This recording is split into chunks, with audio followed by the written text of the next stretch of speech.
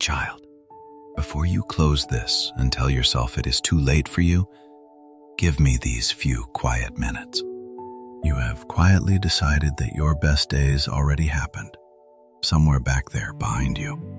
You have looked at your years and concluded the good part is over, that whatever you were going to be, you already were. But I do not write anyone off the way you have written yourself off. You folded up your own story and set it on a shelf, and you called that wisdom. But I call it a mistake. So take a slow breath with me, and let that heavy verdict you passed on yourself loosen its grip, just for a moment. I am not here to flatter you, and I am not here to sell you a dream. I am here to tell you that there is still fruit in you, and the soil of your life is not as spent as you think. Before we go one step further, let me be honest with you, because honesty is the only thing worth your trust. What you are about to hear is an encouragement drawn from the Bible, a reflection offered to you in faith. It is not a private message from heaven about your particular future, and it is not a prediction of any kind.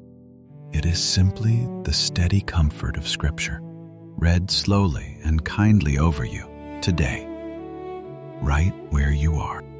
And there is one verse I want to lay underneath everything I say to you tonight. It is found in the 92nd Psalm, verse 14. Let the words land slowly, and do not rush past them.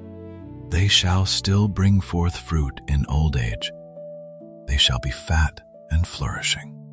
Read that small word again, the word still, not once, long ago. Not only in the years you have already lived, still, there is fruit that comes later, in the seasons most people assume are only for winding down. This is not a slogan, and it is not me trying to cheer you up.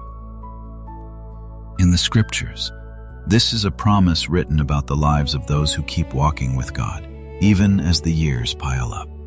And tonight, that ancient and patient hope is being spoken gently over you. So let these words reach you the way the Scriptures intend them, as if a kind and unhurried father were leaning close and saying, "My child, I see the calendar you keep in your head. I see how you have circled certain years and labeled them finished. I see the way you talk about yourself now, in the past tense, as if your usefulness has an expiration date stamped on it. But the Scriptures do not measure a life the way you have learned to measure it. You have been taught that worth is highest when you are young and fast and full of plans. And so the moment you slowed down, you assumed your value slowed with you. But hear me. The flower fades and the grass withers, yet the one who made you does not measure you by your speed. You counted yourself out. I never did. I know where this verdict came from, this quiet belief that your best days are behind you. Maybe a door closed that you thought would stay open forever. Maybe a season ended, a job, a role, a chapter where you felt needed. And when it ended, a voice told you that you ended with it. Maybe your body changed, and you began to apologize for taking up space, for being slower, for needing more time. Maybe the people who once leaned on you have moved on, and the silence left behind felt like proof that you no longer mattered. And in that silence, you started to believe a quiet and cruel idea, that you had become a leftover, a finished thing. My child, that idea is not the truth about you, and it is not the voice of the one who made you. You have a voice inside you, do you not, that keeps a careful list. It speaks in your own tone, so you have assumed it must be telling the truth. It tells you it is too late to start, too late to learn, too late to change anything that matters. It says the young ones will do it better, so why bother trying at all? It reads your age back to you like a closing notice, and it calls every new idea foolish before you can even speak it. My child, hear me. That voice is not your friend, and it is not the voice of heaven. It does not get to decide when your story is over. So when that old voice begins its tired speech, answer it slowly with the truth. When it says you are finished, the truth says you shall still bring forth fruit. When it says you are too old to matter, the truth says you are still flourishing in my sight. When it says your best days are behind you, the truth says, I am not done with you yet. You do not have to argue it into silence. You only have to stop nodding along with the lie. So if you are listening tonight feeling like your season has passed, this is for you. If you have looked in the mirror and thought you no longer have anything left to offer, this is for you. If you have watched the years go by and grieved the things you never got to become, this is for you. If you have whispered quietly that you wish you had started sooner, that you wish you had known then what you know now, this especially is for you. You do not have to pretend you have it all figured out. You do not have to perform youthfulness here. You do not have to dress up your years to make them acceptable to anyone. Come as you are, exactly the age you are, exactly as worn or weary as you feel. The scriptures are full of people the world assumed were past their prime, who found their truest purpose late. There were those called to begin enormous things when their hair had long since turned gray. There were those who waited a lifetime for a single promise and held a long-awaited joy in their arms only in their final years. There were those whose greatest words, whose deepest faith, whose most lasting work came not at the start of their lives, but near the end. Over and over, the Bible quietly refuses to agree that later means lesser. What the world treats as an afterthought, heaven has often treated as the main act. So when you tell yourself you are too far along to begin, know that you are arguing with a story Scripture tells again and again. And let me speak gently to this word you keep using about yourself, the word too late. You say it is too late to learn the thing you always wanted to learn. You say it is too late to mend the relationship, to write the words, to plant the garden, to take the step. You say it as if there were a gate that closed behind you years ago, and you simply missed your chance to walk through it. But a tree does not measure its worth by how many seasons it has left. It simply bears what it can bear in the season it is in. The fruit that comes in the later years is not lesser fruit. Often it is sweeter because it grew slowly, through patience and through loss. You are not too late to be kind. You are not too late to forgive. You are not too late to begin one small good thing. And those things are fruit, even when no one is watching, even when no one claps. Now, I know this purpose I am speaking of may not look the way you once imagined. When you were younger, you may have pictured fruit as something loud, something the world would notice and applaud. But much of the most lasting fruit is quiet, and it ripens far from any stage. It is the steadiness you offer to someone younger who is afraid. It is the patience you have learned, the kind that can sit with another person's pain without rushing to fix it. It is the way you have learned to forgive, slowly, the way only someone who has lived a while can forgive. It is the prayer you pray for people who will never know you prayed it. These are not small things, and they are not the leftovers of a life. In the scriptures, this is the harvest. I want you to look back for just a moment, not with regret, but with honesty.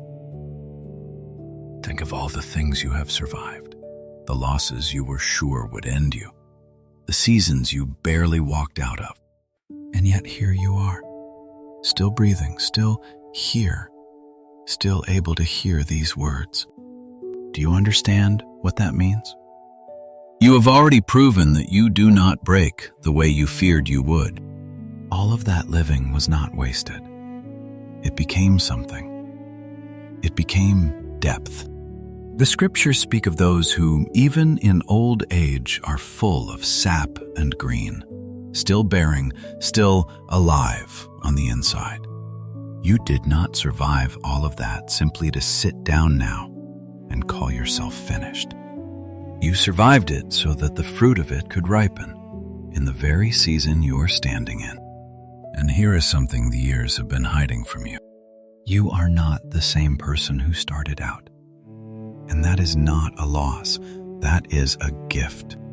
You think you have only been declining, but you have also been deepening in places that do not show up in a mirror.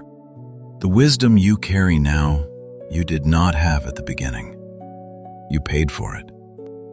The compassion you feel for people who are struggling, you bought that with your own struggles.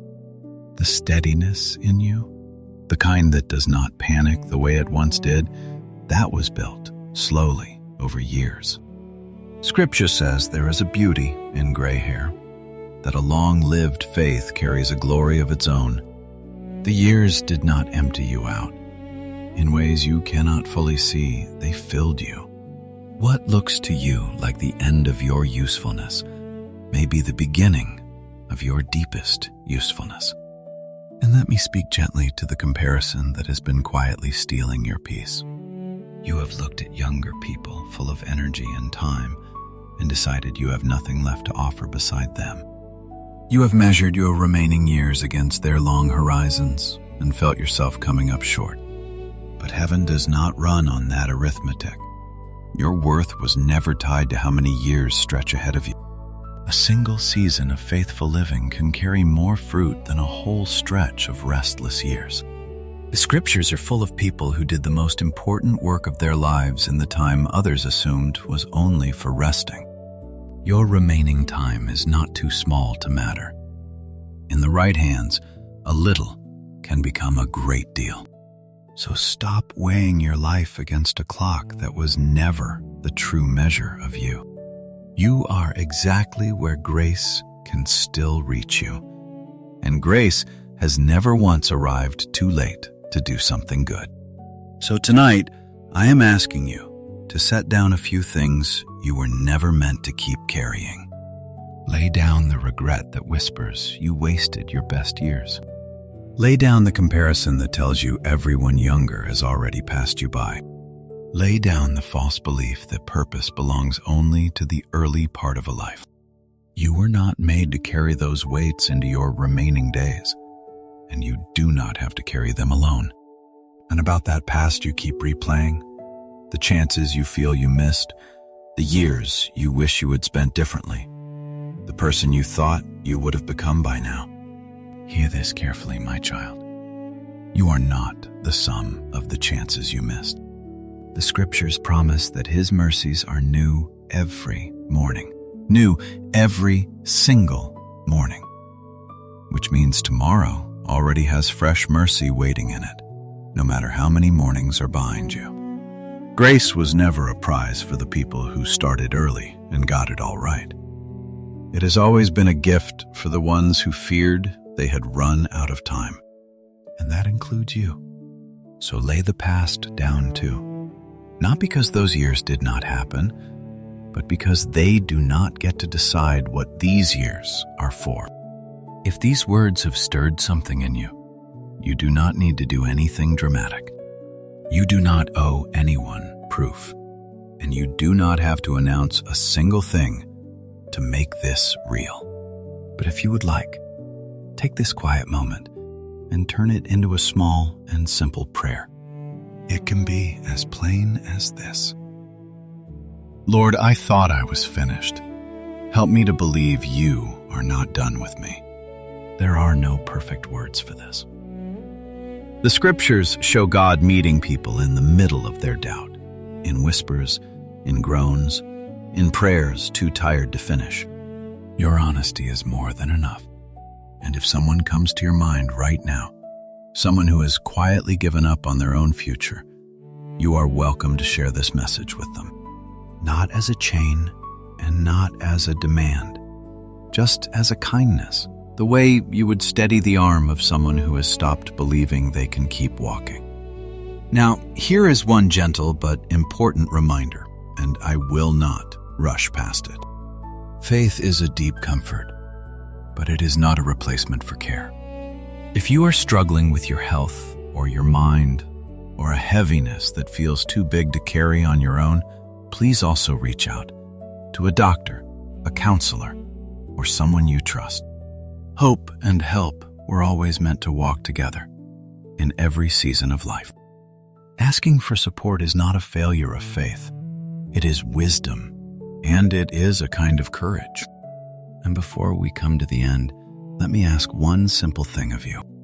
Do not put your life down yet. I am not telling you the years ahead will be easy, and I am not handing you a guarantee or a timeline or a tidy promise of how it will all turn out. I am telling you what faith has always whispered to those who thought their time had passed, that the story is still being written, and you are not standing on the last page. You have already lived through every hard season that came before this one. Think about that for a moment. That is not nothing. That is a life that has been carried, even on the days you did not notice you were being carried. And the same grace that brought you this far is not about to set you down and call it finished. So when you feel too old to begin small anyway. When you feel it is too late to matter, take one small step that matters. So as this message comes toward its close, I want to leave one thing in your hands to carry into tomorrow. Your fruitful days are not all behind you. The 90-second song pictures the faithful like trees planted well, still green, still bearing, even as the years grow long. They shall still bring forth fruit in old age. They shall be fat and flourishing. Whatever the years have taken from you, the final word over your life is not that you are finished. There is still fruit appointed for the later seasons, fruit that only the patient and the seasoned can bear. I will not promise you a particular harvest. I will not promise you success or ease or that every door will open. I will not pretend to know what only God knows. You have been handed enough empty promises in your life, and I will not add to that pile. But I can leave you with what the scriptures say with quiet confidence. You shall still bring forth fruit. You are still growing. You are not done, and neither is the one who made you. So lift your head tonight, not because the years suddenly turn easy, but because they were never as empty as you feared. Take one more slow breath now, and let this be the truth you rest in tonight. Your best days are not all behind you. There is still fruit in you, and you are still loved. If messages of hope like this one bring you peace, you are always welcome to stay close to this little corner of the internet, where we simply sit with the scriptures together. And wherever tomorrow finds you, whatever season you are walking through, may you walk through it knowing that the one who made you is not finished with your story. Peace be with you, my friend. Rest now.